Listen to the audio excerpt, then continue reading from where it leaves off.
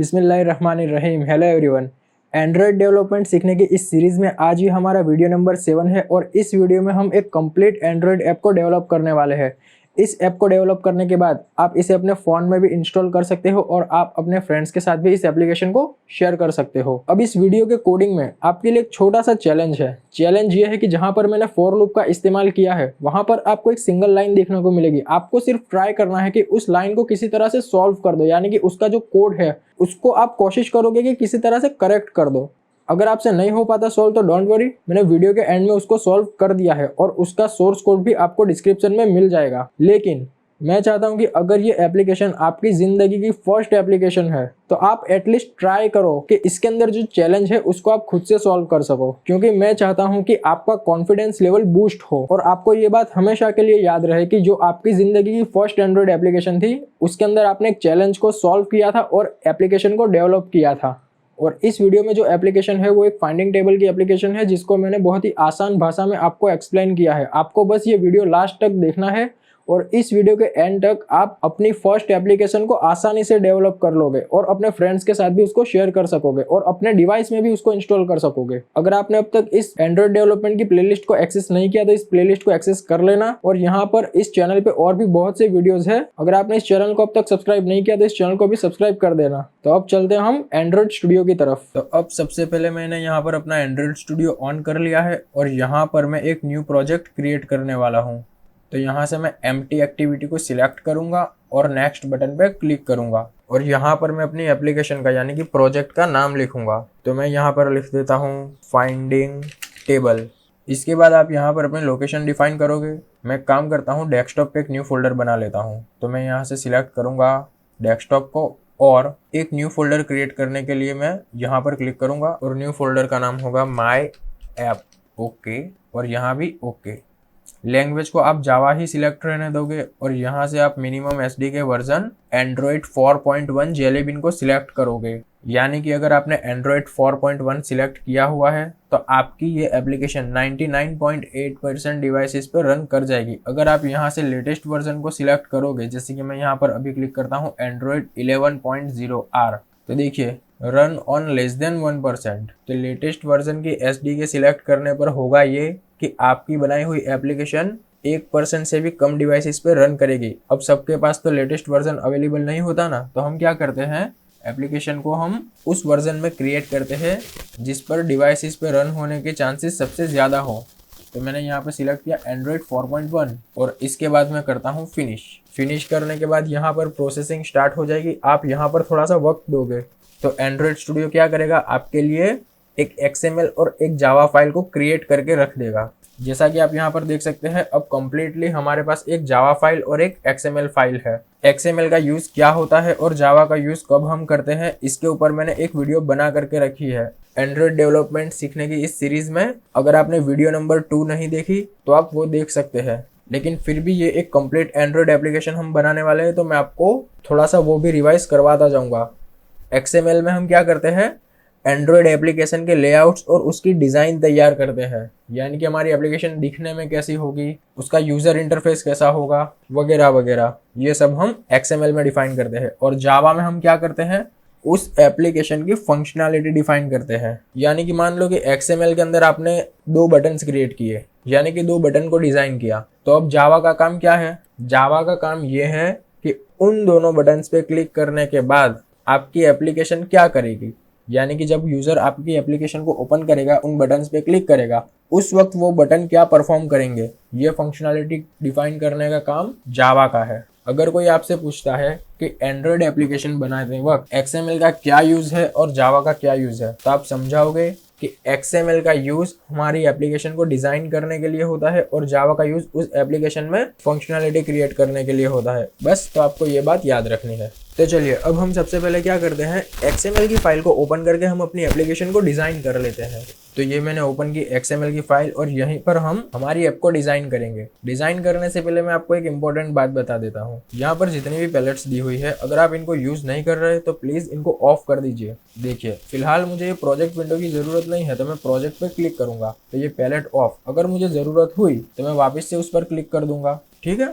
अब मैं क्या करता हूँ, इस हेलो वर्ल्ड वाले टेक्स्ट को यहाँ से रिमूव कर देता हूँ और यहाँ से एक नया टेक्स्ट व्यू ड्रैग कर लेता हूँ। इस टेक्स्ट व्यू के अंदर मैं लिखता हूँ यहाँ पर एंटर द नंबर। तो देखिए ये दिखने में कुछ अभी ऐसा है। मैं सबसे पहले इसको कंस्ट्रेंट कर देता हूँ। मैंने इसको ड्रैग करके किया, constraint left, constraint top, constraint right और ऊपर से थोड़ा सा इस तरफ, और फिर मुझे इसकी साइज बढ़ानी है तो मैं यहाँ पर लिखूंगा साइज 24 SP, इतना ठीक है। Enter the number. अब मैं क्या करता हूँ, यहाँ से टेक्स्ट को क्लिक करता हूँ और एक इनपुट फील्ड की अब मुझे यहाँ पर जरूरत होगी एक नंबर को इनपुट करने के लिए।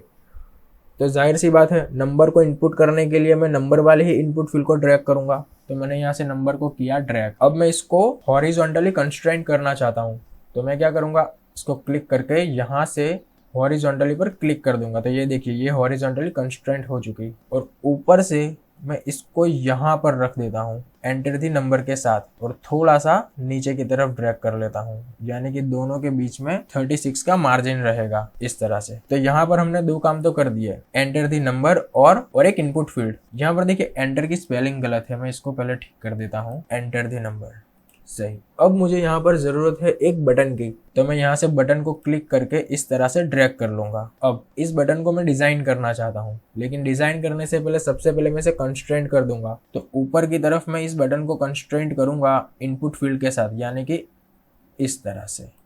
और कंस्ट्रेंट करने के बाद मैं इसको थोड़ा सा नीचे की तरफ ड्रैग करूंगा, ठीक है। तो ये ऊपर की तरफ कंस्ट्रेंट हो चुका। अब मैं इसे हॉरिजॉन्टली भी कंस्ट्रेंट करना चाहता हूँ तो मैं यहाँ से अलाइन कर दूंगा हॉरिजॉन्टली। इतना करने के बाद मैं काम करता हूँ, इसको डिवाइस पर रन करके देखता हूँ। देखिए मेरी आदत है, मैं क्या करता हूँ, जब भी एप्लीकेशन को डिज़ाइन करता हूँ उस वक्त मैं बार बार डिवाइस पे रन करके इसकी टेस्टिंग ज़रूर करता हूँ, ताकि अगर कोई गलती हो रही है तो वो सॉल्व हो जाए। तो यहाँ से मैं डिवाइस को सिलेक्ट कर लेता हूँ और मैंने किया रन। तो ये एक इम्यूलेटर है, इसको किस तरह से इंस्टॉल करना है और किस तरह से इसके अंदर एप्लीकेशन रन होगी ये मैंने इस वीडियो सीरीज के दूसरे वीडियो में समझा रखा है। अगर आप मुझे इस सीरीज में शुरुआत से फॉलो करते आ रहे हैं तो आपको ये बात पता होगी। तो देखिए यहाँ पर ये एप्लीकेशन रन हो चुकी है और ये कुछ इस तरह से दिख रही है, एंटर द नंबर, ये इनपुट फील्ड और ये बटन। अभी यहाँ पर नंबर एंटर करने पर बटन कुछ भी वर्क नहीं करेगा, क्योंकि मैंने क्या किया है, XML में सिर्फ इसकी डिज़ाइन तैयार की है।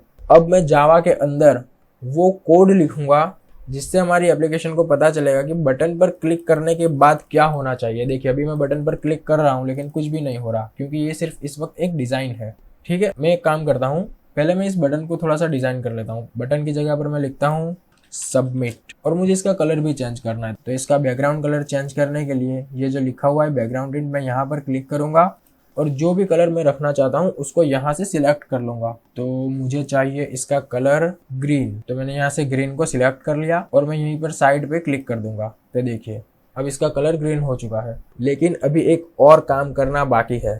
जब मैं यहाँ पर कोई नंबर इनपुट करवाऊंगा, मान लीजिए कि मैंने यहाँ पर 5 नंबर इनपुट करवा के सबमिट किया, तो 5 का जो टेबल है वो यहाँ पर प्रिंट होगा। तो वो जो टेबल है उसको मुझे यहाँ पर प्रिंट करना है, तो यहाँ पर प्रिंट करने के लिए भी तो कुछ होना चाहिए। तो मेरे कहने का मतलब है कि वो जो टेबल है वो प्रिंट कहाँ पर होगा। यहाँ पर तो मैंने कोई भी एलिमेंट इस तरह से नहीं बनाया जिसके अंदर मैं उस टेबल को रख सकूँ।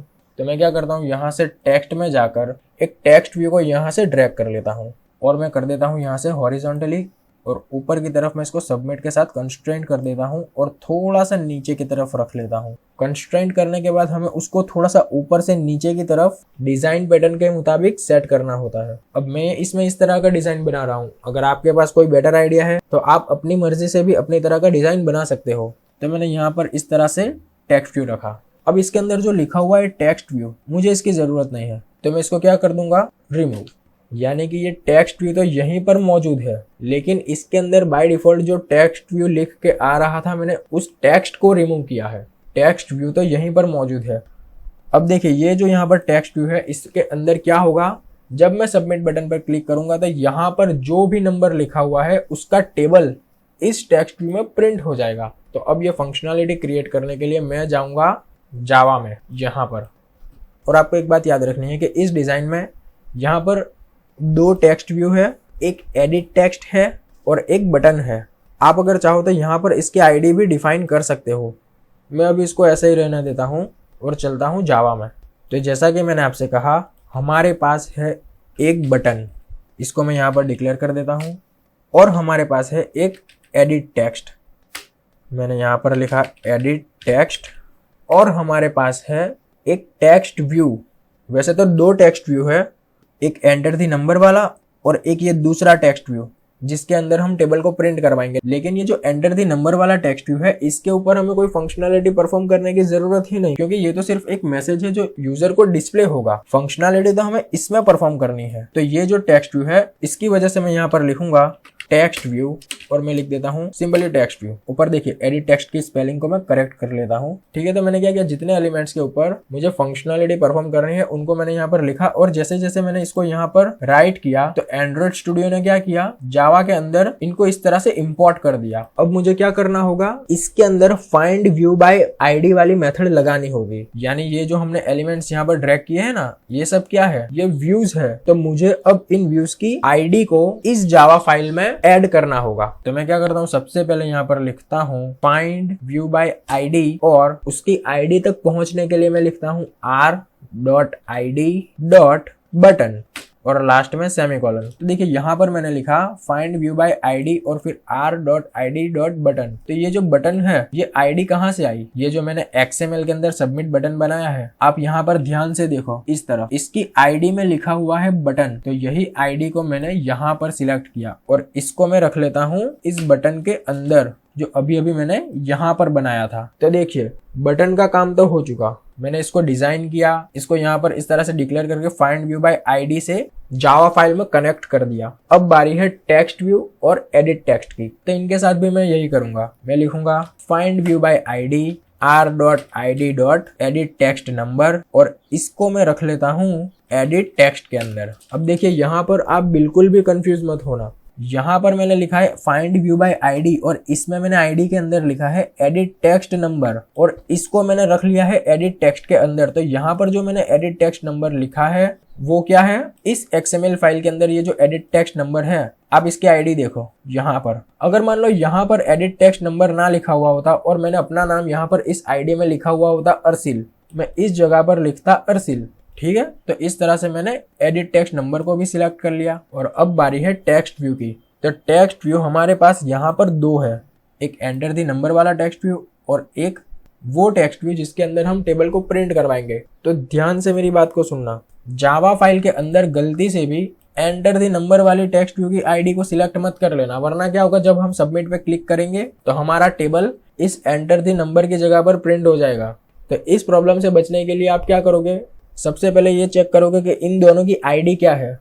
तो एंटर द नंबर की आईडी है टेक्स्ट व्यू, और ये जो दूसरा टेक्स्ट व्यू है इसकी आईडी क्या है, टेक्स्ट व्यू 2। मैं एक काम करता हूँ, इसको यहाँ से रिमूव कर देता हूँ और लिख देता हूँ टेबल रिफैक्ट। तो अब ये जो दूसरा टेक्स्ट व्यू है उसकी आईडी के अंदर मैंने लिख दिया टेबल। तो अब मैं यहाँ पर सिलेक्ट करूंगा find view bye ID r.id.table, और इसको मैं रख लेता हूँ इस टेक्स्ट व्यू के अंदर। तो मैंने लिखा टेक्स्ट व्यू असाइन, डन। तीनों ही व्यूज की आईडी को मैंने यहाँ पर सिलेक्ट कर लिया है, यानी अब मैं जो चाहूं कर सकता हूं। अगर मैं आसान शब्दों में आपको कहूं तो ये मैंने किया क्या, इस डिजाइन का कंट्रोल मैंने जावा फाइल को दे दिया। ये लिखने से पहले जावा फाइल के पास इस डिजाइन का कंट्रोल नहीं था। तो इतना सा कोड लिखने के बाद अब हमारी एप्लीकेशन का कंट्रोल हमारे पास है। वैसे कंट्रोल तो पहले भी हमारे पास था, कहने का मतलब है कि जावा फाइल के पास है। अगर आप एक सफल डेवलपर बनना चाहते हो तो आपको सबसे पहले सोचना होगा। देखिए मैं आपको दिखाता हूँ, यहाँ तक हमारे स्टेप्स कंप्लीट हुए। अब हमारा नेक्स्ट काम है कि सबमिट बटन पर क्लिक करने के बाद क्या होना चाहिए। तो जो आप सोचोगे उसी को आप कोड में डिफाइन कर दोगे। तो मैंने अभी सोचा कि सबमिट बटन पर क्लिक करने के बाद क्या होना चाहिए, तो इस बात को मैं कोड में लिखूंगा। तो जो सबमिट बटन है वो यहाँ पर है, तो मैं लिखता हूँ button dot set on click listener. ये एक प्री डिफाइंड मेथड है। ये सब हमें एंड्रॉइड स्टूडियो की तरफ से बना बनाया मिलता है। इसके बारे में ज्यादा नहीं सोचना, सिर्फ इतना याद रखना है कि बटन पे क्लिक करने के बाद क्या होगा। ये फंक्शनैलिटी क्रिएट करने के लिए मुझे लिखना होगा सेट ऑन क्लिक लिसनर, उसके बाद न्यू और view dot on click listener, और ऑन क्लिक लिसनर के बाद हम कर्ली ब्रैकेट्स लगाएंगे और इसके अंदर कोड लिखेंगे। ठीक है, तो एक बटन पर क्लिक करवाने के लिए हम इस तरह से कोड लिखते हैं। आपको ये सब रटना नहीं है, सिर्फ इतना याद रखना है कि ये जो सबमिट बटन है, जरूरी नहीं कि सबमिट बटन है, कोई और भी बटन हो सकता था। उस पर क्लिक करवाने के लिए हम इस तरह से लिखेंगे। अब देखिए यहाँ पर एक एरर आ रही है, ये जो रेड लाइन है ना, इसको मैं सॉल्व करना चाहता हूँ। तो मैं क्या करूंगा, इसको क्लिक करके यहाँ पर देखिए एक रेड बल्ब जैसा दिख रहा है, इसके डाउन एरो पे क्लिक करके इम्प्लीमेंट मेथड्स कर दूंगा और ओके कर दूंगा, तो ये एरर सॉल्व हो जाएगी। इम्प्लीमेंट मेथड करने से क्या हुआ, यहाँ पर ऑन क्लिक वाली मेथड ओवरराइड हो गई। तो फाइनली मुझे जो कोड है वो इसी के अंदर लिखना है। यहाँ पर अगर आप फर्स्ट टाइम एप्लीकेशन बना रहे हो तो ये सब बातें आपके लिए बिल्कुल नई होगी, लेकिन अब 2-4 एप्लीकेशंस को बनाओगे, उसमें बार बार इस तरह के मेथड्स का यूज करोगे तो ये सब चीजें आपको आसानी से याद रह जाएगी। और ये सब मैं आपको अपने पर्सनल एक्सपीरियंस से बता रहा हूँ। जब मैं फर्स्ट टाइम ये सब बना रहा था, ये सब एप्लीकेशंस डेवलप कर रहा था, तो मैं सोच रहा था कि ये सब किस तरह से याद रहेगा, लेकिन असल बात तो ये है कि याद रखने की जरूरत ही नहीं। इस बात को अपने दिमाग में बिठा लीजिए, ये सब कुछ याद रखने की जरूरत नहीं है। आप जितनी प्रैक्टिस करोगे आपको ऑटोमेटिकली सब याद रहता जाएगा। ठीक है, तो अब मैं आपको क्या करता हूँ, एक छोटी सी टेस्टिंग करके दिखाता हूँ कि जब बटन पे क्लिक होगा उस वक्त क्या होगा। तो टेस्टिंग करने के लिए मैं यहाँ पर लिखता हूँ toast डॉट मेक टेक्स्ट। अब इसके अंदर कुछ है, यानी कि इसके अंदर एक कॉन्टेक्स्ट है जिसके अंदर मैं लिखूंगा main activity dot this comma, मैं वो मैसेज पास करना चाहता हूं जो बटन पे क्लिक करने के बाद डिस्प्ले होगा। तो मैं लिख देता हूं hello world my name is Arsil, और लास्ट में कॉमा और toast dot length long dot show. तो इस तरह से आपको ये लाइन लिख देनी है। इससे क्या होगा कि बटन पे क्लिक करने के बाद एक टोस्ट डिस्प्ले होगा। अब इस वाली लाइन में से हमारे लिए इम्पोर्टेंट क्या है, ये जो यहाँ पर स्ट्रिंग लिखी हुई है hello world my name is Arsil, बस इतना हमारे लिए अभी इम्पोर्टेंट है। यहाँ पर बस आपको सिर्फ इस तरह से मेन एक्टिविटी डॉट दिस लिख देना है और टोस्ट डॉट लेंथ को शो कर देना है। तो इतना करने से एक टोस्ट डिस्प्ले होगा। देखिए मैं एप्लीकेशन को फिर से रन करके दिखाता हूँ।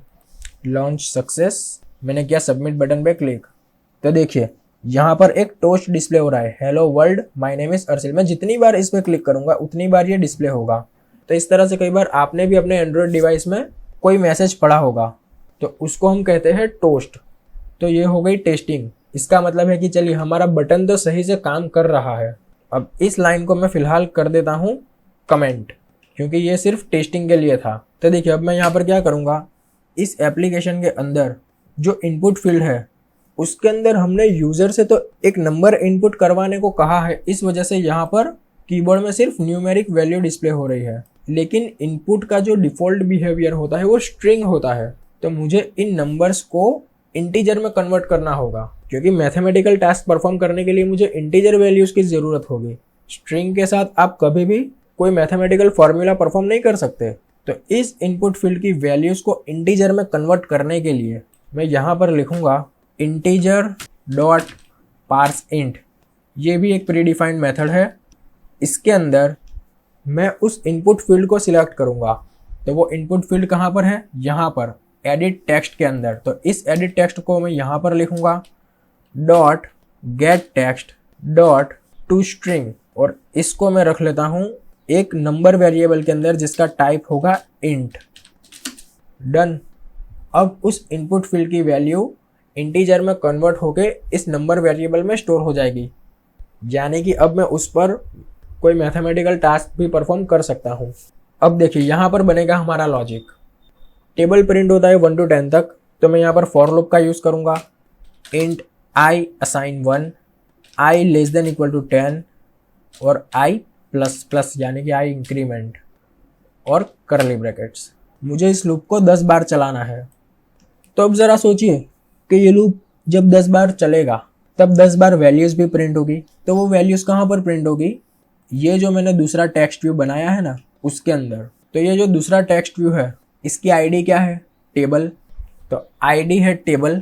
तो देखिए अब मुझे क्या करना होगा, ये जो टेक्स्ट व्यू 2 है यहाँ पर इसके अंदर टेबल को प्रिंट करवाना है। तो इस टेक्स्ट व्यू 2 को मैं यहाँ पर लिखूंगा text view dot append. Append method का यूज इस वजह से किया क्योंकि जब पहली लाइन प्रिंट होगी उसके बाद दूसरी फिर तीसरी, तो 1 by 1 लाइंस ऐड होती जाएगी। तो यहाँ पर मैंने टेक्स्ट व्यू को सिलेक्ट किया है। मैं फिर एक बार बता रहा हूँ, यहाँ पर 2 टेक्स्ट व्यू है, इन दोनों में से हमें क्या करना है, इस दूसरे टेक्स्ट व्यू को सिलेक्ट करना है। तो ये जो दूसरा टेक्स्ट व्यू है उसको मैंने जावा में यहाँ पर सिलेक्ट किया है। तो हमें कैसे पता चलेगा कि जो मैंने सिलेक्ट किया है वो दूसरा टेक्स्ट व्यू है, क्योंकि यहाँ पर देखिए फाइंड व्यू बाय आईडी में मैंने लिखा हुआ है टेबल आईडी। तो टेबल आईडी किसकी है, ये दूसरे टेक्स्ट व्यू की।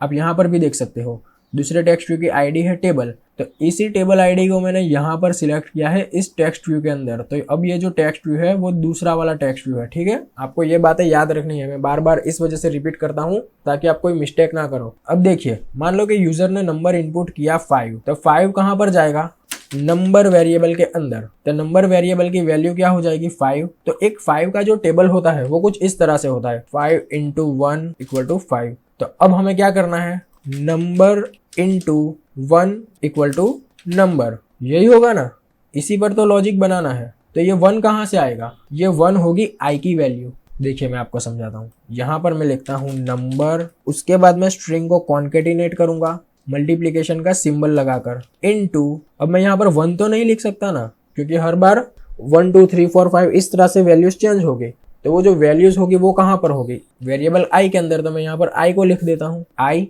स्ट्रिंग को मैंने क्या फिर से कॉन्केटिनेट, इक्वल टू नंबर, इस तरह से 5 × 1 = 5। ये 5 का सिर्फ मैं एग्जांपल दे रहा हूँ, यहाँ पर कोई भी नंबर डायनेमिकली आ सकता है। इस वक्त अगर मैं इस एप्लीकेशन को रन करूँ तो ये रन तो हो जाएगी, लेकिन एक प्रॉब्लम आएगी। आप देखिए वो प्रॉब्लम क्या है, और फिर मैं आपको ये भी बताऊंगा कि उस प्रॉब्लम को किस तरह से सॉल्व करना है।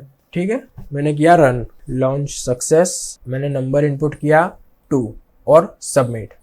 देखिए सबमिट बटन ने परफेक्ट अपना काम कर दिया। 2 इनपुट करने पर 2 का टेबल तो प्रिंट हुआ, लेकिन सब कुछ एक सीक्वेंस में, एक लाइन में ही प्रिंट हो गया। तो हमें क्या करना है, एक एक लाइन के बाद एक न्यू लाइन भी तो क्रिएट करनी है। यानी कि एक बार ये लाइन प्रिंट हो गई, फिर दूसरी, तीसरी, इस तरह से। तो यहाँ पर हम यूज करेंगे /n का। मैंने फिर से किया कॉन्केटिनेट, स्ट्रिंग के अंदर मैं लिख देता हूँ /n। अब मैं इस एप्लीकेशन को दोबारा रन करता हूँ, लॉन्च सक्सेस, 3, सबमिट, परफेक्ट।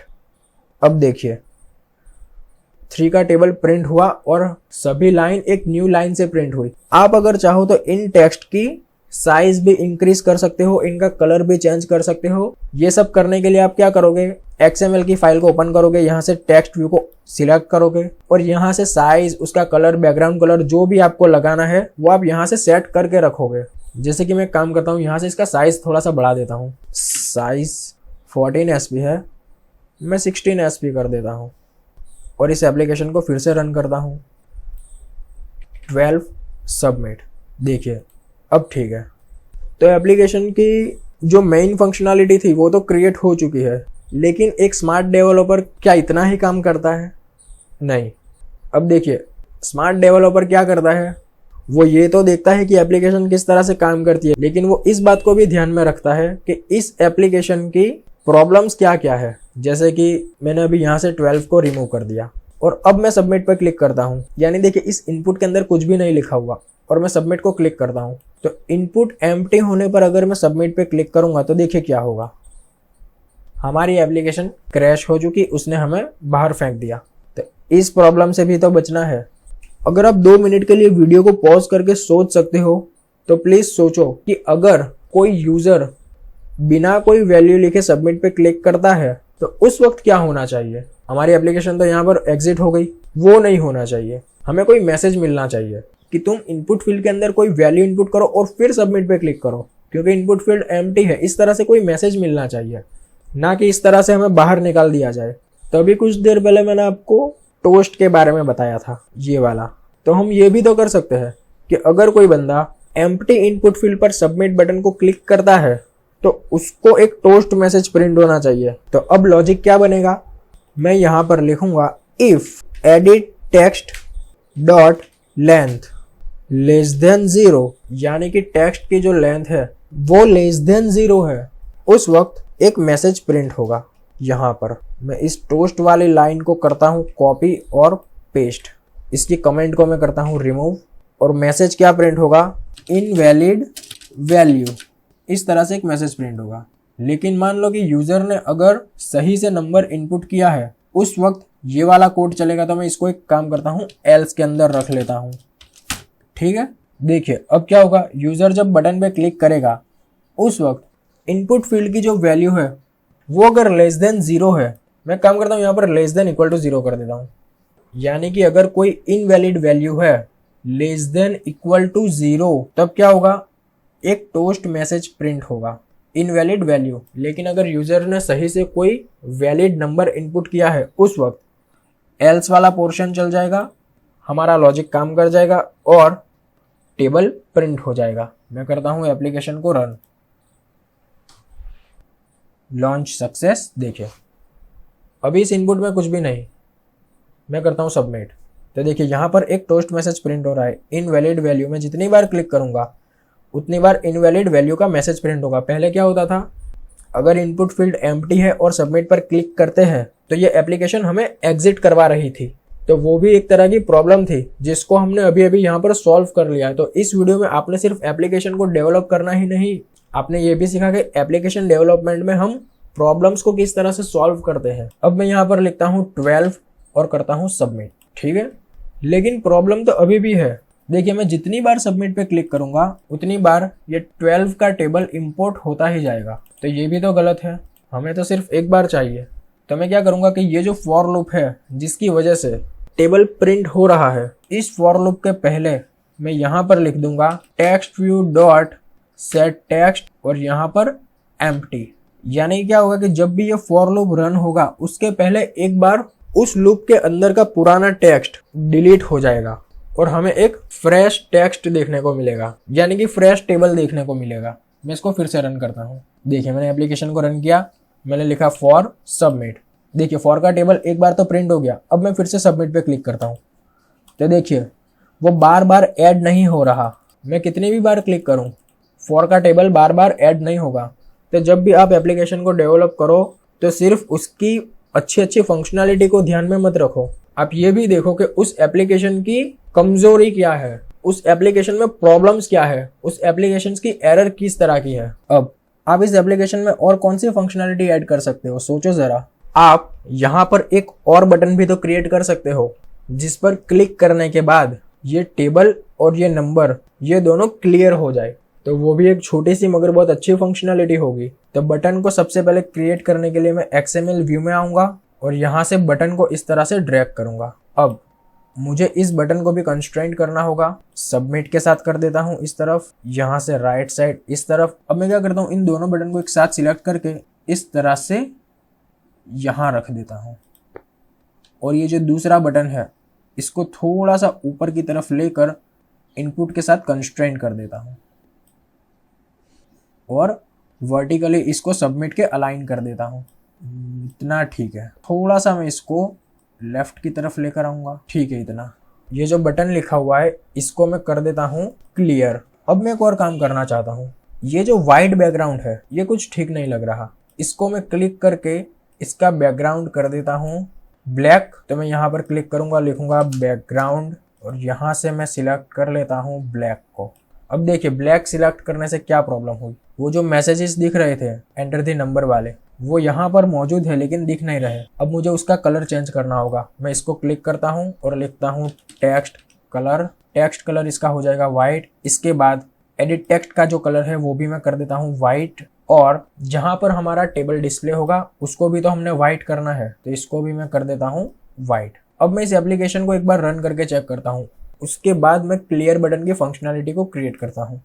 मैंने किया रन, ठीक है। तो ये इस तरह से यहाँ पर डिस्प्ले हो गई, लेकिन देखिए इनपुट की जो फील्ड है वो यहाँ पर नज़र नहीं आ रही। क्लिक करने के बाद वो हमें दिखाई दी, पहले हमें नज़र नहीं आ रही थी। खैर अभी मैं यहाँ पर लिखता हूँ 9, तो देखिए इसका कलर भी वाइट हो चुका और मैंने किया सबमिट, तो 9 का टेबल भी प्रिंट हो गया। अब मुझे क्या करना है कि जब मैं क्लियर बटन को क्लिक करूँ उस वक्त ये 9 और ये 9 का टेबल दोनों क्लियर होना चाहिए। लेकिन इससे पहले मैं एक काम करता हूँ और अब इस इनपुट फील्ड वाली प्रॉब्लम को सॉल्व करने के लिए मैं यहाँ पर क्या करता हूँ, लिखता हूँ बैकग्राउंड और यहाँ से कोई अच्छा सा कलर सेट करता हूँ। मैंने लिखा वाइट, तो यहाँ पर देखिए इनपुट फील्ड तो नज़र आ रही है। इसका अगर मैंने बैकग्राउंड वाइट किया तो टेक्स्ट कलर में वापस से ब्लैक कर देता हूँ और अब करता हूँ इसको रन। अब ठीक है, मैंने यहाँ पर लिखा 3 और सबमिट। बस अब मुझे इस क्लियर बटन की फंक्शनलिटी तैयार करनी है। तो इसकी फंक्शनलिटी तैयार करने के लिए मैं आपको थोड़ा सा XML का कोड का आइडिया भी देना चाहता हूं, ताकि आपको ये भी पता चल जाए कि XML फाइल के अंदर किस तरह से कोड कर सकते हैं। देखिए यहाँ पर मैंने जितने भी एलिमेंट्स ड्रैग एंड ड्रॉप किए हैं, इसके अंदर जो भी परफॉर्म किया, यानी मैं सिर्फ डिजाइनिंग की बात कर रहा हूँ, वो सब कुछ यहाँ पर कोड में जनरेट हो गया। तो अब अगर आप कोड लिखकर डिजाइन क्रिएट करना चाहते हो तो आप यहाँ से कोड को सिलेक्ट रहने दोगे और यहाँ पर कोड करोगे। अब दोनों को एक साथ देखना चाहते हो तो आप स्प्लिट पे क्लिक करोगे। देखिए इस तरफ डिजाइन है और इस तरफ कोड है, लेकिन आप सिर्फ डिजाइन करना चाहते हो ड्रैग एंड ड्रॉप, तो आप डिजाइन मोड को एक्टिव रखोगे। अब देखिए मैं चाहता हूं कि क्लियर बटन पे क्लिक करने के बाद एक फंक्शन परफॉर्म होना चाहिए, यानी कि एक मेथड एग्जीक्यूट होनी चाहिए। तो मैं क्या करता हूँ, XML कोड को ओपन करता हूँ और यहाँ पर ये देखिए ये वो दूसरा बटन है जो मैंने क्लियर के नाम से बनाया है। यहाँ पर आप देख सकते हैं एंड्रॉइड टेक्स्ट क्लियर। तो इस बटन पे क्लिक करने के बाद क्या होना चाहिए, तो मैं यहीं पर लिख देता हूँ एंड्रॉइड ऑन क्लिक। तो जब इस बटन पे क्लिक होगा उस वक्त क्लियर नाम से एक मेथड रन होगी। अब देखिए यहाँ पर मैंने इस बटन को समझाया कि जब तुम्हारे ऊपर मेरा यूजर क्लिक करे उस वक्त तुम्हें क्लियर मेथड को रन करना है। तो इसने यहाँ पर हमें एक एरर दी, तो मैं इसको क्लिक करूंगा और रेड बल्ब पे क्लिक करके यहाँ से ऐड ऑन क्लिक को सिलेक्ट कर लूंगा। तो ये एरर यहाँ पर सॉल्व हो गई। ठीक है, तो इतना करने के बाद हमारे बटन को ये पता चल जाएगा कि बटन पर क्लिक होने के बाद क्लियर मेथड को रन करना है। अब उस क्लियर मेथड को मैं जावा के अंदर डिफाइन करूंगा। अब जावा के अंदर मैं कहां पर लिखूंगा, इस जगह पे, यानी कि ये जो सबमिट बटन वाला कोड जहां पर खत्म होता है उसके बाद आप यहां पर लिखोगे। आपको ये वाली लाइन याद रखनी है, जो लास्ट कर्ली ब्रैकेट है उसके ऊपर मैंने लिखा पब्लिक वॉइड क्लियर, पैरामीटर में मैंने लिखा व्यू वी। और इस मेथड के अंदर हमें सिर्फ दो काम करने हैं। इस मेथड का काम क्या है, इस टेबल व्यू को और इस एडिट टेक्स्ट को क्लियर करना है, बस इससे ज्यादा और कुछ नहीं करना। तो मैं क्या करूंगा, यहां पर लिखूंगा edit text dot set text empty और view text dot set text empty. हो गया। तो ये कितना आसान था। XML के अंदर मैंने इस बटन को समझाया कि जब तुम्हारे ऊपर यूजर क्लिक करे उस वक्त तुम्हें क्लियर मेथड को रन करना है, और जावा के अंदर मैंने उसको समझाया कि जब क्लियर मेथड रन होगी उस वक्त दो काम होंगे, एडिट टेक्स्ट और टेक्स्ट व्यू, ये दोनों ही क्लियर हो जाएंगे। तो अब मैं अपनी एप्लीकेशन को फिर से रन करता हूं और चेक करता हूं ये फंक्शनलिटी किस तरह से काम करती है। Launch success. देखिए अभी मैं लिखता हूं फॉर सबमिट, ठीक है, और मैंने किया क्लियर बटन पे क्लिक, परफेक्ट। और अब ये इनपुट फील्ड एम्प्टी है। अभी अगर मैं इस पर क्लिक करने की कोशिश करूं तो देखिए क्या होगा, इनवैलिड वैल्यू, यानी कि ये एप्लीकेशन बिल्कुल सही तरीके से काम कर रही है। जैसा मैंने इसको डेवलप किया है, जिस तरह से मैंने सोचा था उस तरह से मैंने एक एप्लीकेशन को डेवलप कर दिया। एम्प्टी फील्ड पे सबमिट करने पर इनवैलिड वैल्यू का मैसेज आ रहा है, नंबर इनपुट करने पर नंबर प्रिंट हो रहा है, यानी कि नंबर का टेबल प्रिंट हो रहा है, और क्लियर बटन पर क्लिक करने पर टेबल क्लियर हो जा रहा है। यानी कि अब ये एक परफेक्ट एप्लीकेशन बन चुकी है। अब आप इसको अपने डिवाइस में इंस्टॉल कर सकते हो, अपने फ्रेंड्स के साथ इसको शेयर कर सकते हो। अब आपको आगे क्या करना है वो भी मैं आपको बताता हूँ। अब आपको क्या करना है कि यहाँ पर जो बिल्ड लिखा हुआ है इस मेन्यू में देखिए, इस बिल्ड पे आप क्लिक करोगे और बिल्ड बंडल्स एपीके को सिलेक्ट करके बिल्ड एपीकेस को क्लिक कर दोगे, तो एपीके बिल्ड होना स्टार्ट हो जाएगी। यहाँ पर देखिए एक मैसेज आया, एपीके जनरेटेड सक्सेसफुली। इसके बाद आप यहाँ पर जो लिखा हुआ है लोकेट, इसको क्लिक करोगे तो एक फोल्डर ओपन हो जाएगा। ये वो फोल्डर है जहां पर आपको आपकी एपीके फाइल मिल जाएगी। ये फोल्डर कहां पर है, जो मैंने डेस्कटॉप पे माई ऐप के नाम से एक फोल्डर क्रिएट किया था, उसी के अंदर ऐप, उसके अंदर बिल्ड, आउटपुट्स, एपीके और डिबग नाम के फोल्डर में यहाँ पर आपको ये मिलेगी एपीके फाइल। इसका मैं रीनेम चेंज कर देता हूँ, फाइंडिंग टेबल। अब इस फाइल को आप अपने स्मार्टफोन में इंस्टॉल कर सकते हो और अपने फ्रेंड्स के साथ भी शेयर कर सकते हो। तो एप्लीकेशन तो यहाँ पर डेवलप हो चुकी। अब मैं आपको वो चैलेंज दिखाता हूँ जो आपको सॉल्व करना था। अगर आपसे हो गया तो कॉन्ग्रेचुलेशंस, लेकिन अगर आप उस चैलेंज को सॉल्व नहीं कर पाए तो मैं आपको करके दिखाता हूँ। देखिए बहुत ही छोटा सा चैलेंज था। यहाँ पर मैं जब भी कोई नंबर को इनपुट करता हूँ और सबमिट करता हूँ तो ये टेबल में ये वही नंबर प्रिंट होता है। मुझे इसको करेक्ट करना है, तो मैं क्या करूंगा, ये जो अपेंड वाली लाइन है इसके अंदर यहाँ पर जो लिखा है नंबर, इसके अंदर मैंने एक छोटा सा स्टेटमेंट मिसिंग रखा है। इसके अंदर मैं लिखता हूँ नंबर मल्टीप्लाई आई, और इसको इस तरह से पैरेंथेसिस के अंदर रख लेता हूँ। अब ये ठीक है, क्योंकि अगर नंबर का मल्टीप्लिकेशन होगा आई की वैल्यू के साथ तभी तो हमें रिजल्ट देखने को मिलेगा। देखिए अब मैं इस एप्लीकेशन को फिर से रन करता हूँ। देखिए मैंने लिखा फॉर और सबमिट। अब देखिए अब बिल्कुल परफेक्ट रिजल्ट प्रिंट हुआ। मैं इसको क्लियर करता हूँ, कोई और नंबर इनपुट करता हूँ 15 और सबमिट। देखिए, तो ये बहुत ही छोटा सा और आसान सा चैलेंज था आपके लिए। आपको बस ये नंबर करेक्ट करना था। इस कोड का लिंक आपको डिस्क्रिप्शन में मिल जाएगा, आपको वहां से डाउनलोड कर लेना है। ठीक है, ये तो अभी इस सीरीज की शुरुआत है। इस सीरीज को मैं बहुत आगे तक लेकर जाना चाहता हूँ और बहुत ही अच्छी अच्छी एंड्रॉइड एप्लीकेशंस बनाना चाहता हूँ। ये तो हमारी फर्स्ट एप्लीकेशन थी।